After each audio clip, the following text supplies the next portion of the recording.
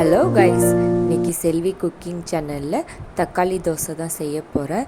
இது எப்படி நல்லா மொறு மொறுன்னு டேஸ்டியாக செய்யறதுன்னு பார்க்கலாம் வாங்க. வீடியோக்குள்ளே போகிறதுக்கு முன்னாடி சப்ஸ்கிரைப் பண்ணாதவங்களாம் சப்ஸ்கிரைப் பண்ணிவிடுங்க.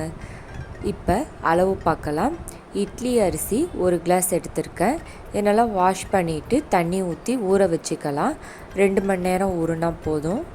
2 மணி நேரத்துக்கு அப்புறம் இதை எடுத்து அரைச்சிக்கலாம். மிக்சியில் கம்மியாக அரிசி எடுத்துருக்கிறதுனால மிக்சிலே நான் அரைச்சிக்கிறேன். இப்போ தக்காளி தோசைக்கு 3 தக்காளி எடுத்திருக்கேன், 8 காய்ஞ்ச மிளகாய் எடுத்திருக்கேன், 1 டேபிள் ஸ்பூன் சோம்பு எடுத்திருக்கேன், 9லேருந்து 10 பல் பூண்டு சேர்த்துக்கோங்க. தேவையான அளவு உப்பு சேர்த்துக்கோங்க. இதெல்லாம் சேர்த்துட்டு ஃபஸ்ட்டு நல்லா ஃபைன் பேஸ்ட்டாக அரைச்சிக்கலாம். இந்த மாதிரி நல்லா நைஸாக அரைச்சிக்கோங்க. ஃபஸ்ட்டு இதை ஒரு பாத்திரத்தில் எடுத்து வச்சுட்டு அதுக்கப்புறம் ஊற வச்சு அரிசியை போட்டு அரைச்சிக்கோங்க. ஏன்னா பேஸ்ட் நல்லா ஃபைனாக இருக்கணும். அதனால் ஃபஸ்ட்டே இதெல்லாம் நல்லா ஃபைனாக அரைச்சி எடுத்துக்கிட்டேன்.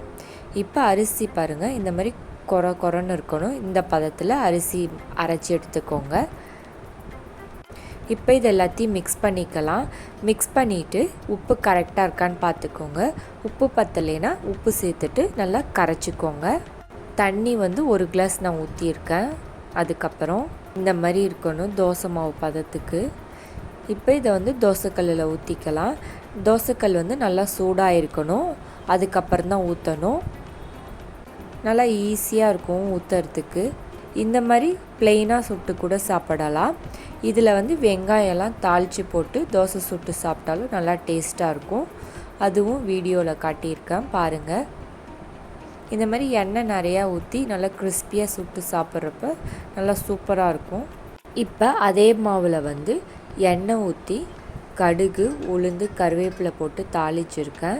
அதை இதில் சேர்த்துக்கலாம். அதுக்கப்புறம் 2 கொத்து கருவேப்பிலை இலை கிள்ளி போட்டுட்டு 1 கைப்பிடி பெரிய வெங்காயம் இருக்குல்ல, அதை கட் பண்ணி போட்டிருக்கேன். இதை சேர்த்துட்டு நல்லா மிக்ஸ் பண்ணி விட்டுக்கோங்க. இதையும் தோசைக்கல்லில் ஊற்றிக்கலாம்.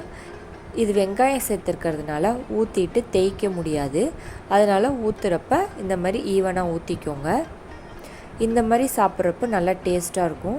இந்த தோசைக்கு தேங்காய் சட்னியை விட பொடி வச்சு சாப்பிட்றப்ப இன்னும் ரொம்ப டேஸ்ட்டாக இருக்கும். ட்ரை பண்ணி பாருங்கள் கண்டிப்பாக. வீடியோ பிடிச்சிருந்தா சப்ஸ்கிரைப் பண்ணுங்கள். தேங்க்யூ.